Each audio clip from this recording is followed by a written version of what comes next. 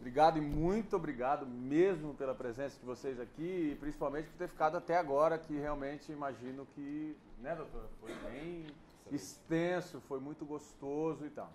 Vou falar breve, claro, vou falar muito rápido. Primeiro vou falar do espetáculo em si. Esse ano eu completo 15 anos de carreira como ator profissional e achei como artista que deveria fazer alguma coisa que de fato tivesse a função principal do teatro, que é a transformação social. O teatro surgiu na Grécia Antiga por isso, com a maneira de provocar a população, de provocar a sociedade a pensar, de fazer de alguma maneira a transformação social.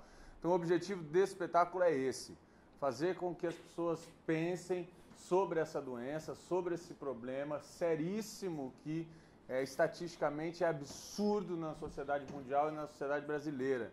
E quando a gente entrou nesse processo de trabalho, a gente descobriu que praticamente todas as famílias, ou praticamente todo mundo, conhece alguém que tenha dependência química ou dependência alcoólica.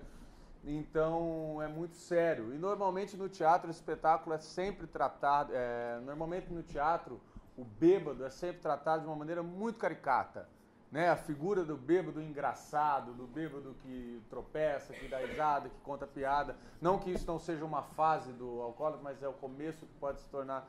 E a gente decidiu, de fato, tratar com uma maneira séria, com uma devida seriedade, que o tema exige e pede. E que a sociedade precisa ver, precisa abrir os olhos para isso. Claro que como muita gente, eu também tenho um caso na família, convive muito próximo. Então, é a minha maneira como artista de homenagear a sociedade e a minha maneira como ser humano e como Matheus, como a pessoa, Matheus Gherardi, ator, e peço que se me emocionar agora me perdoem, homenageei um tio meu que tem essa doença e que, graças a Deus, está há 3 anos sem beber. Né? Então, eu convivi muito próximo com ele. Então, é a minha maneira de homenageá-lo, e acho que quando a gente tem que homenagear alguém, a gente tem que homenagear em vida e não em morte. E é uma maneira também o meu diretor também, a quem pediu o texto e desse desafio, que é, por favor, um gênio, um artista genial. Quando eu entreguei esse desafio para ele de escrever esse texto, ele falou, meu Deus. Porque... E aí, em um determinado momento, ele falou assim, e eu cheguei imbuído de muita argumentação, porque aquilo estava muito dentro de mim, eu precisava de que alguém colocasse isso no papel. Assim. E eu ficava, coitada da minha esposa, que é a professora Edilane também, que fez as pesquisas científicas para o espetáculo, você vê que a gente mescla algumas coisas científicas. E eu queria que alguém colocasse aquilo tudo para fora. Assim, o Ademir, além de colocar, colocou de maneira primorosa e muito melhor do que eu imaginava. Disse muito mais do que eu queria dizer. Me judiou muito nos ensaios, sugou totalmente. Eu falei para ele, nós fazemos 8 anos que não trabalhávamos juntos.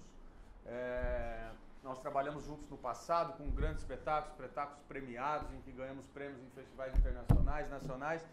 E depois de 8 anos separados, decidimos nos juntar. Eu falei, quem vai ser a pessoa que vai fazer isso comigo? E aí eu decidi escolher a pessoa que foi o melhor diretor que eu tive durante esses 15 anos de carreira, a pessoa que mais me compreendeu como ator e a pessoa que mais saberia me trabalhar como ator, me pegar como um boneco de fantoche e fazer o que eu tinha que fazer. E ele falou, o que você cresceu nesses 8 anos? Eu falei, não sei, descobre. E aí ele descobriu, e aí ele tirou tudo que ele tinha que tirar de mim nos ensaios, e ainda está tirando, nós ainda estamos descobrindo coisas e vamos descobrir. Ademir também teve problemas na família com o alcoolismo. Pois é.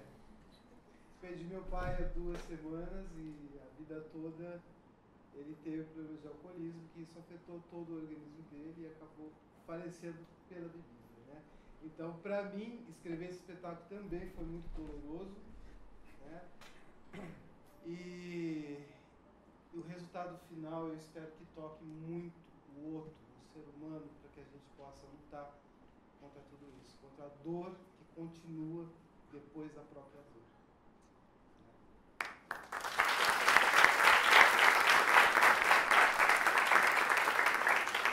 Professor, naturalmente que não é diferente comigo. Tenho muitos casos de alcoolismo na minha família também. Houve uma época em que eu tinha um ambulatório de alcoolismo, isso há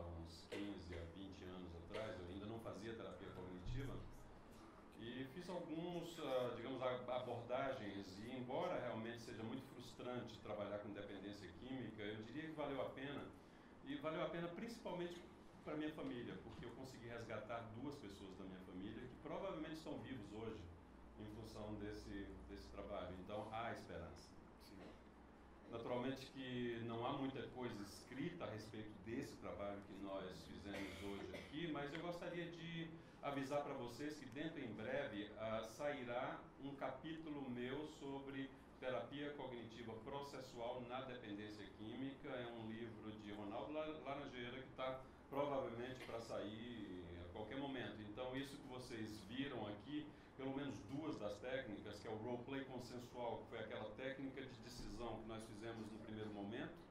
Depois nós tivemos o processo propriamente dito, que eu chamo de processo 1 na terapia cognitiva processual, que foi o segundo momento daquele tribunal.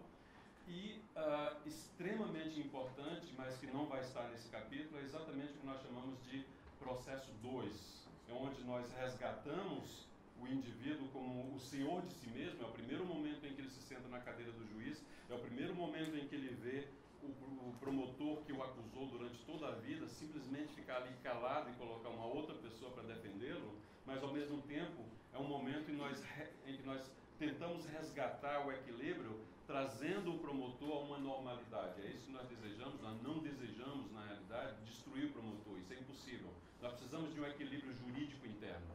Esse equilíbrio envolve nós vermos a realidade trazida pela promotoria, desde que ela não seja exagerada, desde que ela não seja distorcida, e também uma espécie de defesa que a gente tem de escutar muito. Então foi extremamente importante e foi muito prazeroso para mim